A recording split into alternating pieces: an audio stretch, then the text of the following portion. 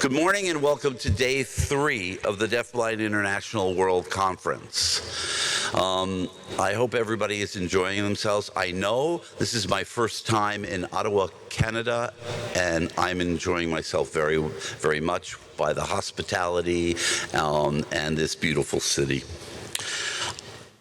I hope you are looking forward to another amazing day of learning, sharing, and making global connections. My name is Jerry Petroff, and it's been my pleasure to serve as a member of the scientific committee and to introduce our speakers at the conference this morning. So today, we're going to share a very important and personal story. It's labeled My Life with Usher Syndrome. These are two presenters coming up, Bella Dunning and Mark Dunning. Yes, Mark is Bella's father, and it's my pleasure because I recommended them to the scientific committee to be in a plenary, and I know that you're going to enjoy it. Bella has spent much of her life advocating for deaf and deafblind children. Her work has won awards. She has spoken on behalf of people with Usher syndrome at events around the globe, including a congressional briefing in the U.S. Congress. A recent college graduate with a degree in biology, Bella volunteers as a hippotherapy program.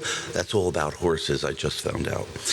And hopes to be a wildlife biologist one day. She lives in Stowe, Massachusetts, and uses her remaining vision to be the best person she can be every day. Her father, Mark Dunning, is a father of 2 children, Jack, who is 21, and Bella, who is 24. He's the founder of Decibel Foundation and the Usher Syndrome Coalition, which is where I first met Mark. His efforts help create an extensive support network for Usher syndrome community and now spans 54 countries and has been instrumental in connecting Usher syndrome researchers around the world. Mark is also the global director of information technology for a large consulting firm. He splits his time between Cape Cod and Italy, okay? You can ask him about that later. And remains forever humbled by his inclusion in the deafblind community. So without further ado, I want to please all of us welcome Bella and Mark Dunning.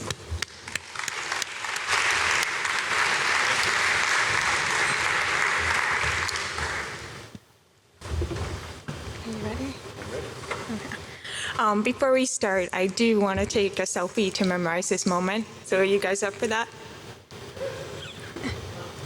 Yep. Do you want to be in it too? Oh, do I get to be in it? All right, let's get everybody in. Oh, thank you. All right, well, good morning, everyone. My name is Annabella Dunning. I go by Bella. I'm from a small farming town just outside Boston, Massachusetts, which is in the United States. I am very excited to speak here to all of you. I am very honored that I was asked to speak here today. And this is my second time at DBI. The first time I the first time I went to a DBI conference was in Belfast, Ireland. This is my first time speaking, however. I love horseback riding, I love swimming, and I love hiking. I love to do photography, and I love to read. This year, since January, I've read 67 books. I'm an aspiring wildlife biologist. I hope to go out into the field one day and study whatever animals I can find. I like moose, and I love whales. I currently work at a children's museum just outside Boston. It is a museum that connects children to science, so it's something I'm very passionate about. I have 2 dogs. I have a black pug named Rebel, and I have a yellow Labrador retriever named Tater Tot. I love to travel. I just got back from a wonderful trip all around Canada. Oops, sorry about that. I got back from a wonderful trip all around Canada. We started along the Maine coast and we ended up through Gaspé and Gaspé Peninsula, and then we went through Quebec City, and then we ended up here in Ottawa. Let's see, I've also been to Italy, and I've been to Ireland, and I've been to Spain. Let's see what else. Oh, I have this thing called Usher syndrome. So, I know we're here at a Deafblind International Conference, but just in case you guys haven't heard of the word Usher syndrome, I'm going to tell you a little bit about what Usher syndrome is. So what is Usher syndrome? Usher syndrome is the leading genetic cause of deafblindness. There are 4 types of Usher syndrome. The 4th type was just recently confirmed. It causes hearing loss, vision loss due to RP or retinitis pigmentosa.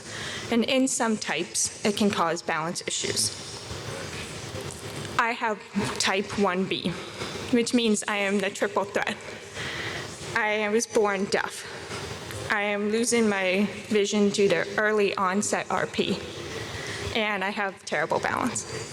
Today, my dad and I will be swapping off speaking, and we're going to be talking about our lives with Usher syndrome and the impact of Usher syndrome on our lives, both good and bad. Mostly good, though.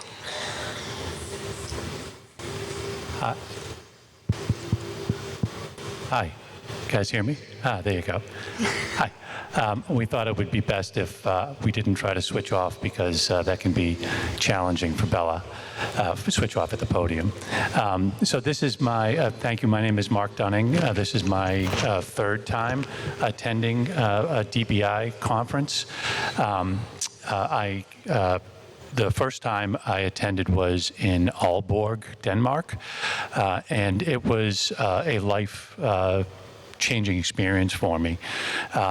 One of my greatest fears, having a child with Usher syndrome, is that she will be lonely and not have a good life. And when I was in Aalborg, I met a woman named Tamsin and became friends with Tamsin. Tamsin was blonde, like Bella. She was very pretty, like Bella. She had a nose piercing, which was not like Bella at the time, but is like Bella now. She was just cool, and she was adventurous. I remember her telling me how she had she was from Britain, so she knew how to sign the alphabet in British Sign Language, and you need to use 2 hands to sign in British Sign Language. But in American Sign Language, you can sign the alphabet with 1 hand. And she and her friends had taught themselves how to sign the American Sign Language alphabet because they had loaded themselves into a van and driven from England to India. And the driver wanted to be able to communicate to the other passengers, but they also wanted to keep 1 hand on the wheel. So they learned how to sign the alphabet in American Sign Language so they could communicate to each other. So just imagine that image of a car full, a van full of young deaf women driving through, and think of the route through like Iran, Afghanistan, wherever they went to. So I was just very impressed by Tamsin. And the most impressive thing for me, though, was that she was married and had 2 kids. In short, she lived an adventurous, interesting life and had a nice family. And that's really what I wanted for my daughter, and she was my hero. The other thing that Tamsin and I had talked about was that this was about 15 years ago when we were about the same age. So she was heading into her 40s, and she was really worried about losing her vision and what the future held for her. And unfortunately, Tamsin never lost her vision because she passed away from cancer a couple of years later. And I have taken those 2 things with me ever since. One, that Bella can have a wonderful life, and 2, that worrying about the future and worrying about vision loss and spending your time doing that may be a waste of time because none of us know really what the future holds. I'm hopeful that the future holds treatments for people with Usher syndrome, and that's why people don't lose their vision, but there's a lot of other things that can happen. I apologize. I'm trying to do this with one hand, but I do have the Canadian deafblind notebook here, so thank you for that. I have, since when I think of Tamsin, it breaks my heart, and I mourn over the loss of Tamsin. But as a parent with Usher syndrome, I find that mourning is just part of who we are. You're always dealing with some loss. Your kid, isn't able to do the things that they want to do, or has to give up something that they like to do. And as people with Usher syndrome, I'm sure that you guys feel the same way. You're constantly grieving and learning how to deal with the loss. But as a parent, I find that parents do a lousy job of communicating that they're mourning rather than being disappointed. If you're disappointed in someone, that's failure, that's a letdown, and that's never what I feel about Bella. But I do feel sad about some of the things that happened to her and that happened in her life. But that's the thing that I don't think a lot of parents of kids with Usher syndrome realize is that the mourning is actually normal for any sort of parent. And I'll tell you a story. My son, Jack, is 21 now. He does not have Usher syndrome, and he was an excellent baseball player. When he was little, he loved to hit baseballs. As soon as he could pick up a bat, he loved playing baseball. He won the pitch hit and run contest in town a couple of times. And I was fortunate enough to be able to be his coach. And the town had a new baseball field, and he and I would go out on a beautiful summer morning, and we would play catch on the baseball field, and it was great. But when Jack turned 12 or 13, he decided he didn't want to play baseball any longer. He preferred hockey, so thank you, Canada. So he preferred hockey, and he, now he's into music. It wasn't like he chose to quit baseball to go and sell drugs on the corner. I mean, he just made a life choice. But it was something that I had to mourn, and I was never disappointed in Jack that he quit. He didn't let me down. He didn't fail me. But it was something that I had to give up. It was a loss that I had. And so, as parents, we need to make sure we're clear about that with our kids, that the difference between mourning something and being disappointed in what they do.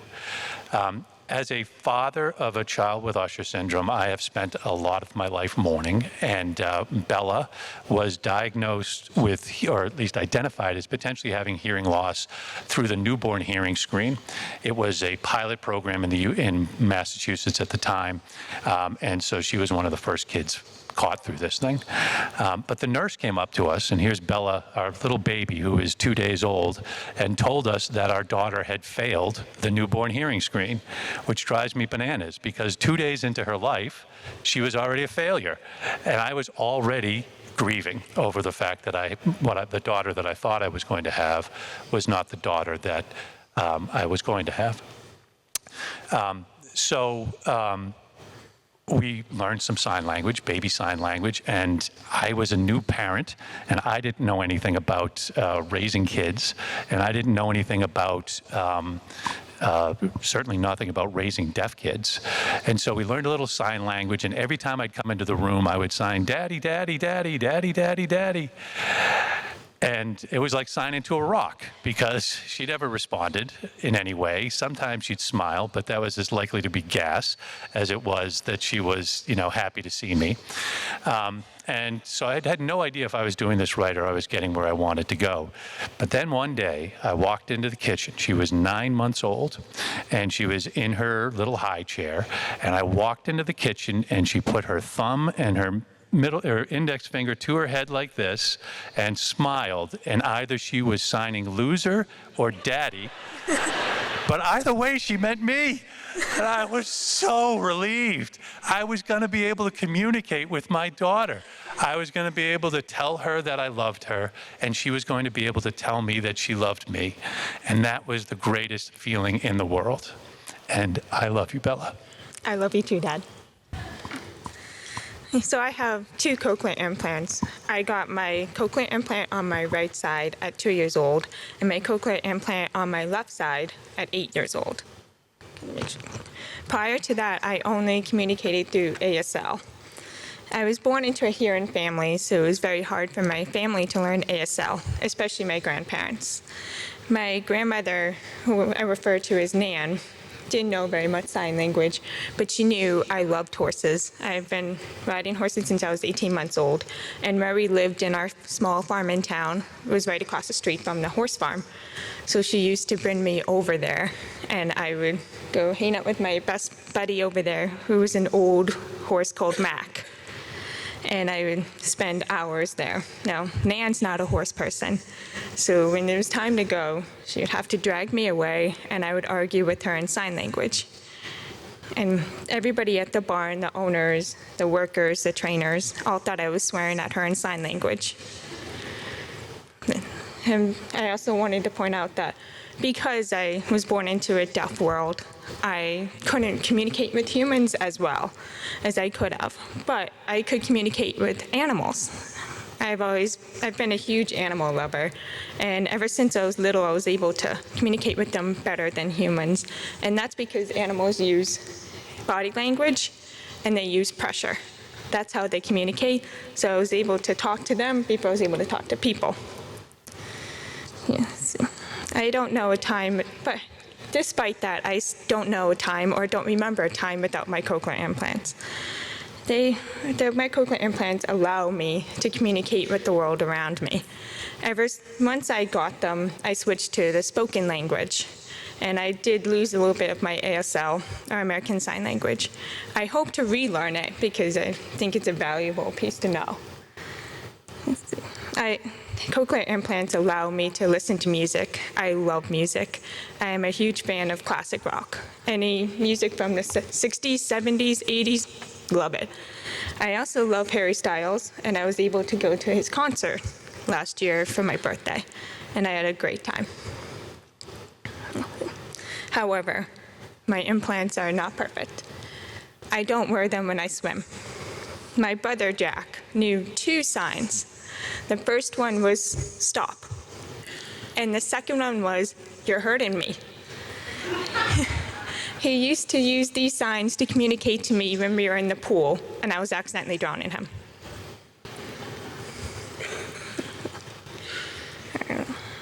It's been hard being my brother. Jack is a true trooper.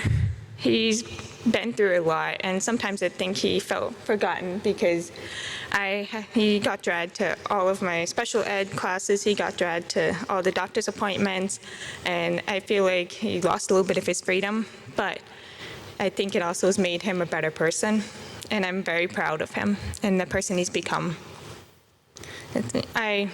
When I don't have my cochlear implants, I'm a very good lip reader. I was tested at 75% accuracy, which is pretty high. Let's see, we are big Red Sox fans, and I'm convinced that the reason that pitchers put the gloves over their mouths is to prevent people like me from reading their next play. Prior to that, my dad used to ask me at a Red Sox game what the next play was going to be, what the coaches were telling the players. Not for betting purposes, just for watching purposes. In college, I used to go out to bars or out to parties. Now that could be a challenge because my balance or my vision. But in some ways, I could communicate better than my friends because the lighting was good and they were looking at me. I could read anything on people's lips that was said. So I actually was translating from my friends if it was loud. In order to succeed in school, I've had to have special accommodations. I've had to have a HAT system or an FM system throughout primary school or elementary school. I have a funny story that comes with that because, as you know, with these kind of equipment, it's not always perfect. In 3rd grade, my teacher, Mrs. Barrazzo, wore my FM into the bathroom, and I could hear everything that happened all the way up to the lipstick. So sometimes the FM doesn't always work as you intend it to. Sometimes it works too well. I also had to have preferential seating. I had to have closed captioning on videos, and I was in a special ed class. But because I had these services in place, I was able to graduate mainstream high school or public high school, and I was able to go off into college. And I recently just graduated from LaSalle University with a bachelor's in biology. Thank you.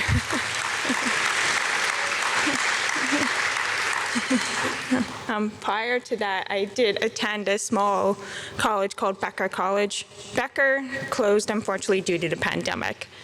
It was interesting being able to go to both of these schools because the services at both were very different. At Becker, the services were awesome. I got everything I needed. They offered to pay for my FM system. The disabilities coordinator checked in with me regularly, made sure I had everything I needed. LaSalle, not so much. I met with my disability coordinator once, and then I was kind of on my own, and I had to figure it out myself. I did, but it was hard. So my parents saw this when I was little, how hard it was to get services and good services. So they just didn't want other families to go through that. So they started the Decibels Foundation to make sure that people in Massachusetts could access those services. So when Bella was first diagnosed with hearing loss, this is Mark speaking again. When Bella was first diagnosed with hearing loss, it was 1998, and it was sort of a unique time to be involved with the deaf community. About 10 years before, the Deaf President Now protests had happened, and if you're not familiar with the Deaf President Now, there's a university in the United States called Gallaudet University, and it is a deaf university. And the university, the president of the university is actually nominated by Congress and approved by Congress. And the president of the university had always been a hearing person. Yet here we are educating our deaf community and telling them that they can accomplish anything while also telling them, but you can't be the president of your own university. So the students demanded that the next president be deaf. And there was an extended, I think it was a couple weeks of protests. And basically the students from Gallaudet University stared down Congress and forced them to install a deaf president rather than, or confirm a deaf president rather than having a hearing president. And this was a watershed moment in the deaf community because it was the first time they got Congress to recognize that they were capable of doing anything and that they were capable of running their own lives and governing their own lives and succeeding at any level. At the same time, right around the same time, the cochlear implant is being developed, which is a cure for deafness. And deaf people had just proven that they didn't need to be cured. And so it was a very contentious issue. And in particular, people who got cochlear implants, adults who got cochlear implants early on, didn't have a lot of ability to, a lot of success in acquiring spoken language. That's because we have since found out that the brain develops the pathways, the neural pathways, for acquiring spoken language in the first 4 years of life.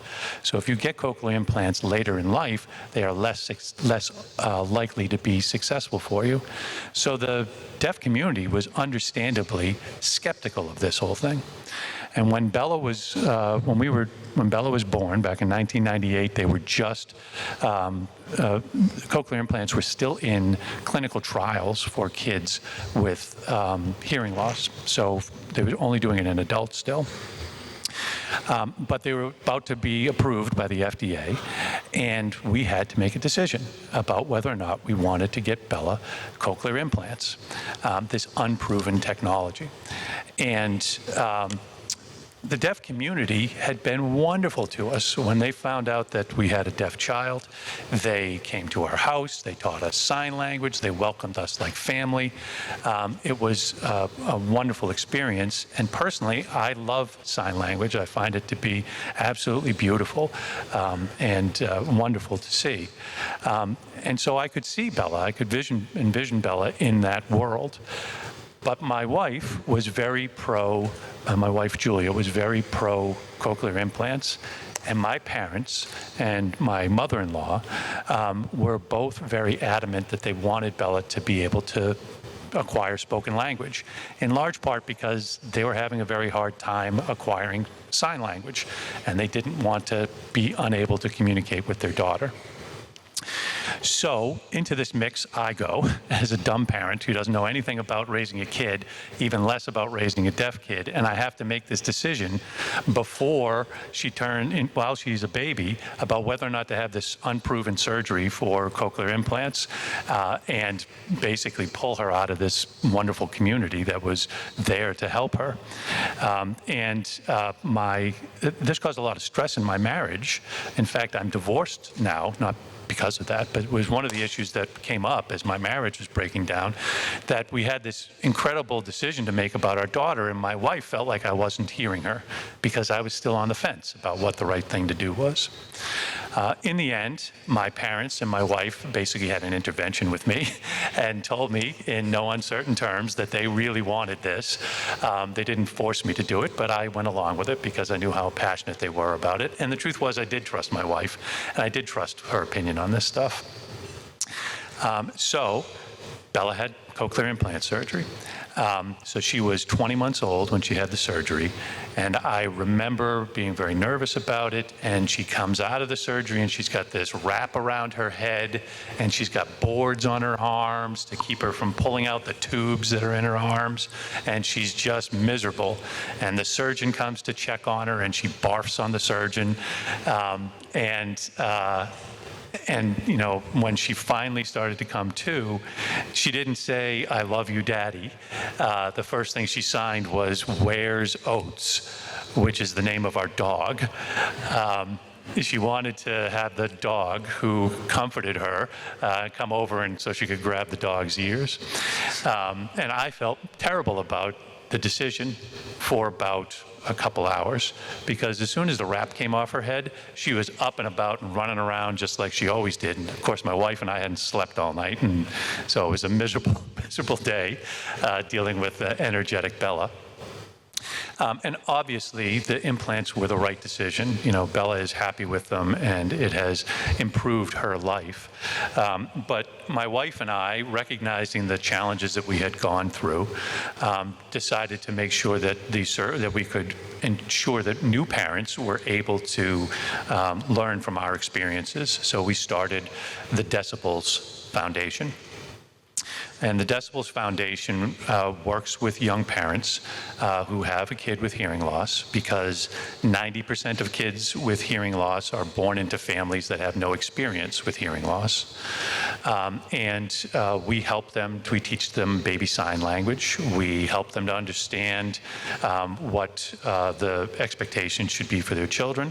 And we also have a parent group where we try and give them the space to work together and to learn how to mourn the fact that their child is going to be different than what they thought. We also work with the school systems, because these days 98% of children who are eligible for cochlear implants get cochlear implants, and so they end up in mainstream schools, but the schools don't often know how to deal with these kids, so we work closely with the school systems to help them to be able to work with the kids and help them succeed. Everything was going great. You know, Bella had gotten her cochlear implant, she was acquiring spoken language, she was doing great in school. The only call I ever got from school was to tell us that she was the class clown, and could you talk to her about that? At 8 years old, we decided to look into getting a second cochlear implant for Bella. And so at that point, we went to the doctor to do the research on it. What did I forget? The implant. What did I forget? Oh, yeah, so we got the most important part. So we decided to get the second cochlear implant because she was doing so well with the first one and was had become using spoken language. We didn't want that to fail, so we decided to get a second cochlear implant in case the first one failed, she'd have a backup. My implant failed. Well, not really. And it wasn't my original one. It was my newer one. And it didn't stop working. I actually got an infection in my implant. So it all started of January last year when I was in my last semester of college and I started getting stress headaches, or so I thought. And I thought because I was about to graduate, I was in the middle of organic chemistry, and I was nervous about my exams, that it was all stress, and that's why I was having headaches. I finally graduated, and then I realized that my headaches were still happening throughout the summer. So I went to my surgeon who did this implant because I noticed it was a little swollen, and he said, "I think you have an infection." So he put me on oral antibiotics, and I was on that for a few weeks. And the infection went down, and it was fine. And I started my new job at the Discovery Museum, and things were going great until about November, when the infection came back with a vengeance, and my implant was basically ready to pop out of my skull. It was pretty gross. So my mom called the surgeon, and he said, "Well, you got to come down right away." So we went down, and the first thing he said when he walked into the room was, "I cleared my schedule for Thursday. You're going to have your surgery then." So that Thursday, I got my implant removed, and I was on an intense round of antibiotics through a PICC line, which was a vein that went from my arm to my heart. After that, I was on another round of oral antibiotics for another 8 weeks. And then finally, things were calm enough that I was able to get my implant back in. And I had that at the end of May. So I have both implants on now. The infectious disease doctors called us again after that, saying that I still had an infection. So I'm still, to this day, on antibiotics. I'm hoping that this will be my last week. My surgeon told me that he's done thousands of cochlear implant surgeries. He's only had 12 other cases of this. I'm lucky 13. So one thing I did notice, though, when I was down one ear for 6 months was my balance was worse. I have very poor balance. Now, I love to horseback ride, but it was hard learning how to horseback ride. The first thing you learn when you horseback ride in English, which is a type of horseback riding, is how to post. Now, posting is going up and down with the rhythm of the horse. It requires a lot of balance. My dad was determined to get me to learn how to post. So he put a mini saddle that we had on the back of the couch with nothing holding it on and put me on there. I was only 3 years old, and he was just balance. And I would fall, and I'd get back on, and I would fall, get back on. It worked because I eventually learned how to post. It took me 3 months how to learn to post instead of the average 1 to 2 weeks. Horseback riding has helped my balance tremendously, and I know it's proven that horseback riding helps with balance. I work at a therapeutic riding stable, which is called Love Lane, and it's in Lincoln, Massachusetts. It's amazing because Love Lane it caters to all kinds of kids with disabilities. They could be on the autism spectrum, they could be blind, they could be deaf, or they could have balance issues. And I help those kids, and it's great for me because I'm able to use my own experiences to improve their lives. Sorry about that again. Let's see. My balance is still shot despite my horseback riding. I still fall a lot.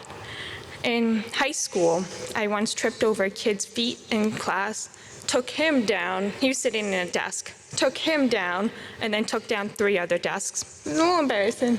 Okay. Let's see. Running, I like to run. Running was a challenge, and it's very hard for me. But I trained enough, and I was disciplined enough to be able to run the Falmouth Road Race, which is a road race in Cape Cod, Massachusetts. It is 7.2 miles. I don't run as much anymore. I like to hike more now than I like to run. Just this hiking is also a challenge for me because if I have to go up in elevation, I can't always balance my way up elevation. Just this past week, my dad and I took a hike in Maine, which was up a cliff, and it was a steep it was a steep trail right up, all rocks. I used a walking stick up, and I was able to make it up. But coming down, I realized it was going to be even harder because people don't realize when you're hiking, going up is the easy part. Coming down is actually the hard part. So I had to get 2 walking sticks, and I had to spider my way down. It was slow, and it was slow, but I made it. I can overcome any balance challenge if I make adjustments and if I take it slow. Let's see, balance. My balance is worse at night or when it's really dark. So I should make it clear, since Bella did not, that Bella wanted to be on the saddle, that I didn't force her to fall off of the couch regularly, and that Bella was the one who decided that we should hike up the cliff, not me. Take every story that she tells with a grain of salt, because it's usually Bella's idea to do these crazy things. So it took Bella forever to walk, and we had physical therapists and occupational therapists come and check her out, and no one could really figure out why she was such a late walker. In fact, the best thing they could come up with was she had low tone, which, does that look like low tone? So no one could figure out why she had these balance issues. I had also noticed from a young age that she had trouble seeing in the dark. So I would go into her bedroom and hand her a bottle or a glass of water, and she would kind of grab around at the air because she didn't seem to quite see the bottle or the glass. When she was about 8 years old, just before we went to get the cochlear implant investigated the second cochlear implant, she and I and my son Jack went camping, and Jack was about 5 years old. And the toilets were just through the woods from our campsite, and you could see them. It sounds like a beautiful campsite. So Jack just tears through the woods up to the bathrooms and has no trouble getting there. And Bella was older, but clinging to me like saran wrap. And I was like, get off of me. Your little brother can do it. You can do it. But later, shortly thereafter, we went to the doctor to investigate getting a second implant for Bella. She was 8 years old at the time.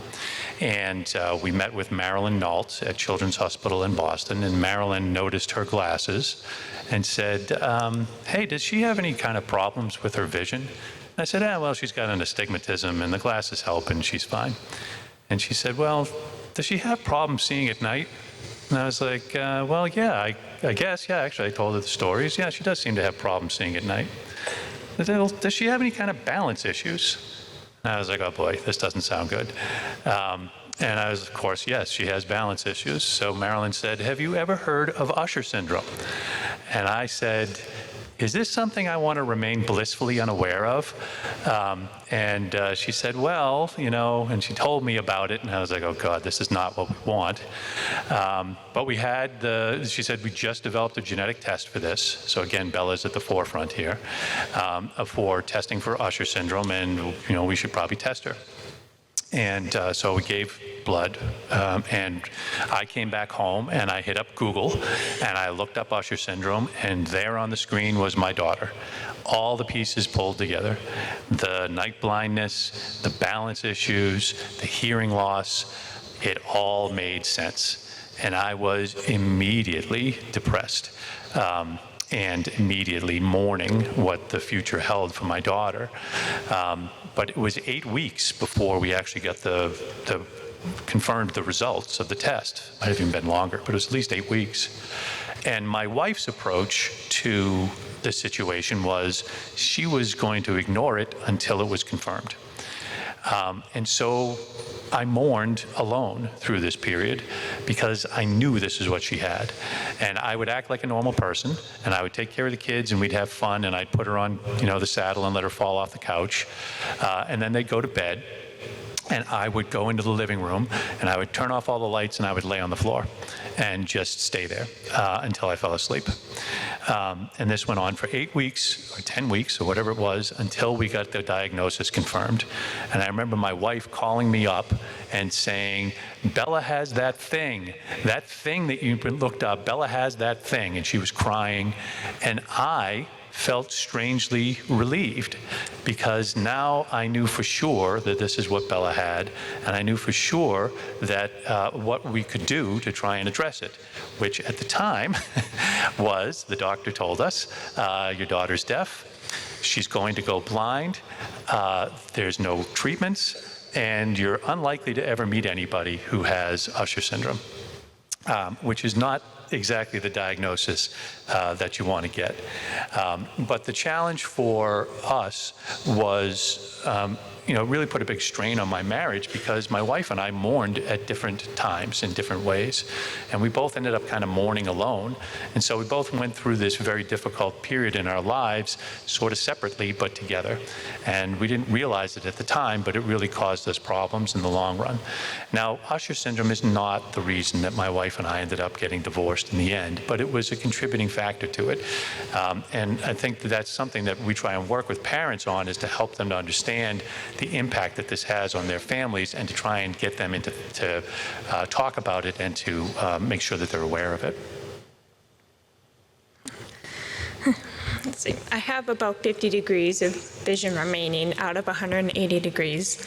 I have four cataracts. I have 2 on each side, back to back. And I have little to no night vision. I recently just got the iPhone 14. Now, the iPhone 14 has a feature on it that you can take pictures of the night sky and the stars. I decided to try this feature, and I went into my backyard and I took a picture of the stars. And when I looked at the picture afterwards, I realized that I could only see 2 in the night sky out of the 17 that were showed on the phone. And so my phone can see better at night than I can.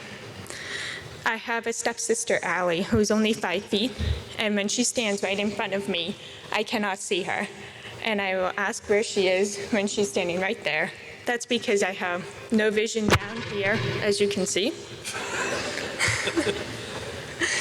Let me get that for you. Or vision up here, so I hit my head a lot. And I always have a bruise or something on my head. Let's see. My pug, Rebel, knows this disadvantage, and she knows exactly where my vision is not.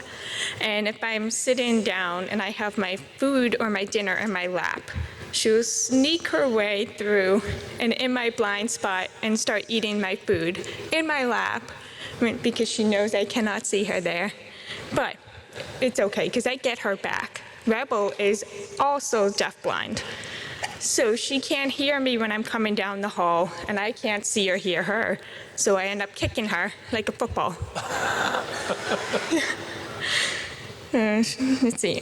My family's always had Labrador retrievers, and we've had 2 yellow labs and a black lab. And it's amazing how they have adapted to me.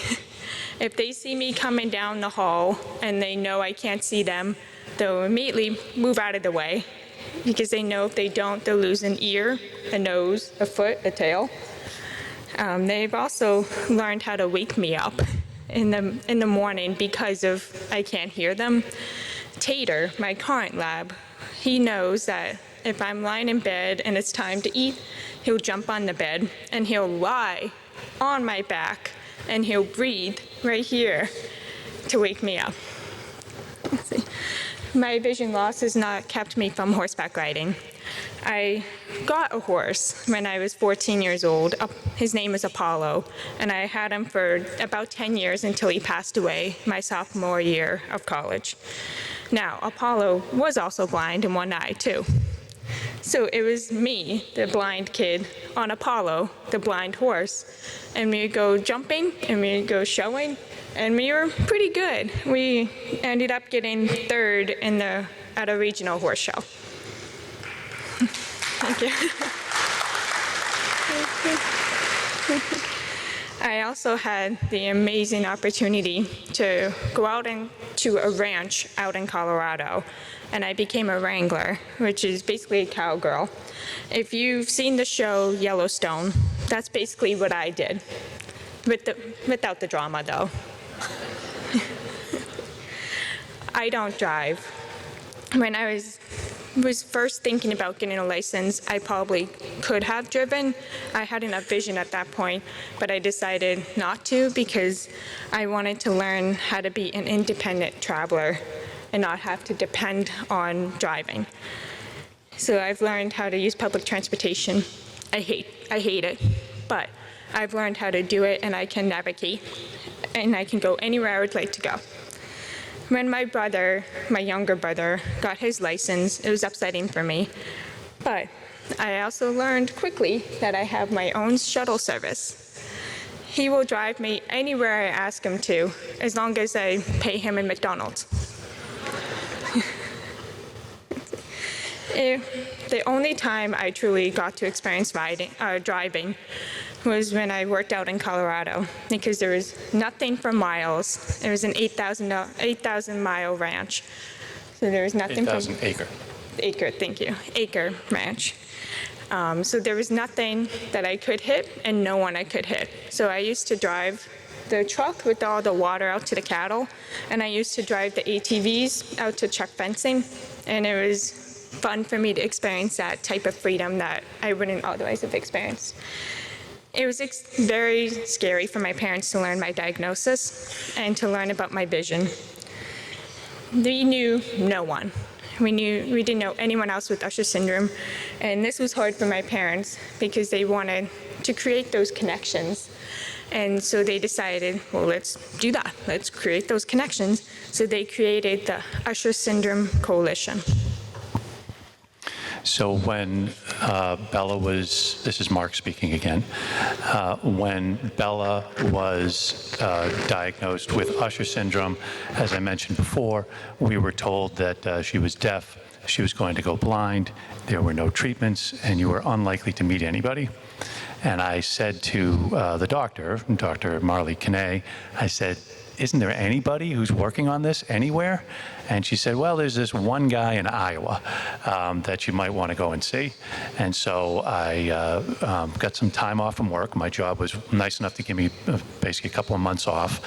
And I wanted to kind of stuff Bella's brain with things that she could see, that she could keep the memories of. And so we drove across the country. We still do this, by the way. That's why we went up through Gaspé, so that she would get to see that stuff. But anyway, so we drove across the country to Iowa, and we met Bill Kimberling in Iowa. And Bill was a researcher in Usher syndrome. And Bill had a profound effect on my life. First of all, he told me the best news I ever heard, which was that he said, well, your daughter might drive, but she probably won't. If she does choose to drive, she won't drive for very long, but she'll definitely get through high school. She'll get through college if she wants to go to college. She'll get a good job if she wants to get a good job. And if she wants to get married and have kids, she'll get married and have kids.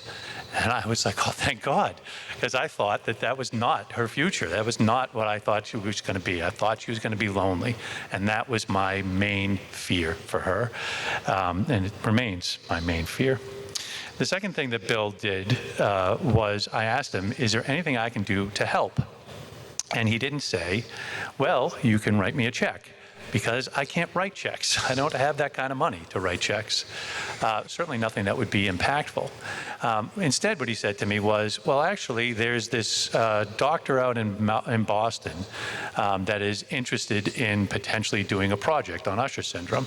Her name's Marley Kinney. And I was like, oh, I know Marley. She's the one who sent me out here. And he said, well, she's also interested in working with this woman. They've developed a test for Usher syndrome. Her name's Heidi Ream. And I was like, oh, I know Heidi. She's the one who gave Bella the test. And I said, hey, and I have a conference call number. We could do a conference call. And he said, fine. So I set up a conference call between Bill, Marley, Heidi, and me, and that was the start of the Usher Syndrome Coalition. But the best thing about it was Bill, Marley, Heidi, and Mark. It was not Dr. Kimberling and Dr. Kinney and Dr. Ream. They treated me like a peer. And like I was just as important to the operation as they were. And that was fantastic. That was completely changed my mindset about what parents could do and what parents could accomplish. The last thing that he did was he put us in touch. I said, do you know any other families like us? He said, well, I just met a family that is out in Seattle, the McKittricks, and they have a son, Connor, who is Bella's age. And so we get in a car and drive out to Seattle and met the McKittricks, and they were of the same mindset that we were. They were looking for some way to impact the community. And so they have been actively involved in the Usher Syndrome community ever since then. In fact, Lane has taken over from me as the chairperson of the Usher Syndrome Coalition.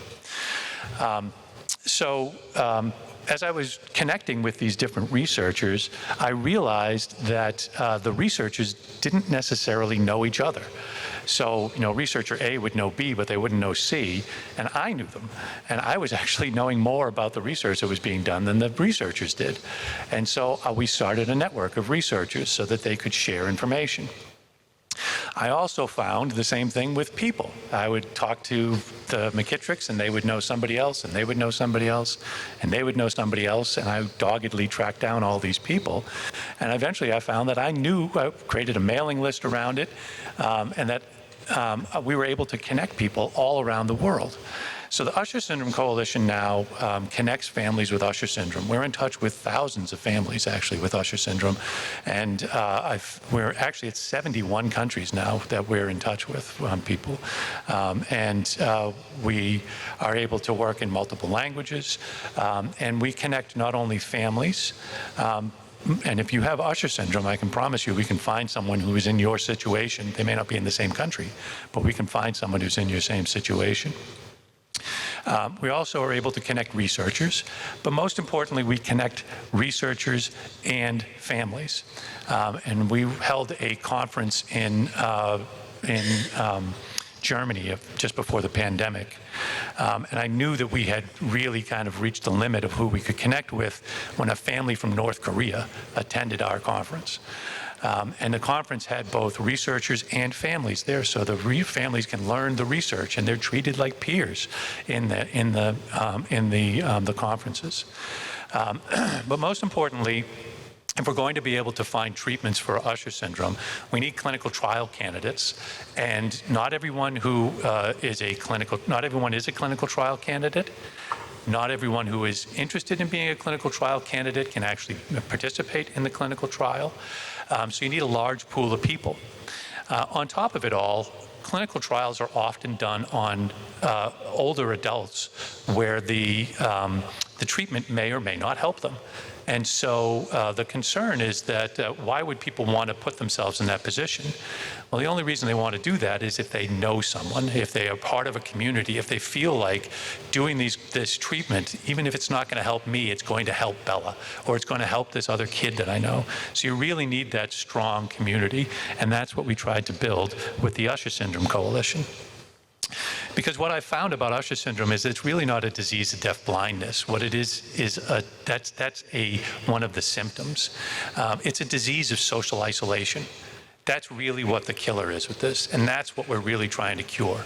We're trying to make it so that people can connect with each other. As I've told you before, my greatest fear is that Bella would be lonely. I still worry that Bella is lonely, but no one has taken advantage of these connections more than Bella. I have many friends with Usher Syndrome all around the world. And in fact, if I wanted to do a worldwide trip... You have 3 minutes. Oh, okay, thank you. In fact, if I wanted to do a worldwide trip around the world, I could do it because I have friends everywhere I want to go. My closest friend with Usher Syndrome is this young woman named Claire. And she and I have talked all throughout high school, and we became very close. She wanted to go skydiving, so we went skydiving. See, the most important connection, though, I made, however, was with this woman, Mary O'Brien, who I met in Ireland. Now, Mary and I created an unlikely bond. She was in her 70s, and I was a teenager. We bonded over pugs and over animals, and she was from the Boston area as well. So when we went back home, we connected, and we would get together for lunch, and we would get together for holidays. During the holidays, she would bring her son. Her son also had a pug. Her name is Luna. Now, Mary's son is Dr. Mark Panisi. Dr. Mark Panisi is a Usher syndrome researcher. Now, Mary unfortunately passed away a few years ago, and I miss her every day. But the one thing she did leave me was my connection to Mark. Mark is my friend. He's not Dr. Mark Panisi to me. He's not just some researcher in a high tower somewhere. He's my friend. And if he were to suggest a clinical trial or a treatment, I'm willing to trust him. And I know that he wants the best for me, and that I'm not just some other patient or a number to him. Now, I feel like I'm a normal person, but I have some obvious challenges. The future is very scary for me, especially since my vision's at risk. But it's scary for all of us. I mean, we got global warming, and we got the war in Ukraine. And if we look too far into the future, we're all dead. So I try to stay focused on the now. So I would like to leave you guys with a quote that I live by. This quote is said by Grandmaster Oogway, who is the turtle from the children's movie Kung Fu Panda. And the quote he says is, "Yesterday is history. Tomorrow is a mystery, but today is a gift. That is why it's called the present." So I urge you all to enjoy your present. And thank you so much for listening to our father duo. And we are more than happy to talk to you after after we get off the stage. You can come up and we'll chat.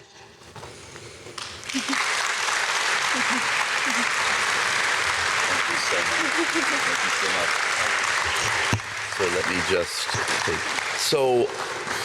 thank you guys so much, Bella and Mark, for that inspiring story, the education that you've given us, and the perspectives that you shared with us, especially around the influence of families, as well as your experiences.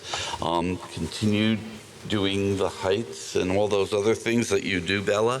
And so on behalf of the organization, Mark and Bella would like to offer you this gift. Thank you. And I'm sure, like Bella said, please interact. The coalition could use even more and more people being involved, I would imagine, right? Yes. Okay. So, Go, please. If you're interested in the website, it's usher-syndrome.org. Okay. I'm going to grab You want to repeat that again? Good. You could do that. Usher-syndrome.org. All right. Thank you again. Thank you so much. We'll talk. So, we're going to now enjoy a 30-minute refreshment break in the foyer outside. This has become a routine, right? Thing. During the break, please visit our exhibitors, and Group C posters will be presented, so you can go and chat with them if you haven't done that so far. After the break, there will be concurrent sessions. We'll commence promptly at 10 a.m. with another group of sessions at 11 a.m. We'll meet back here in Canadian Hall 1 at noon for our 7th plenary session, where you're going to hear from this really interesting, great-looking, young at heart professor who's going to talk about dads. So thank you, and have a great refreshment.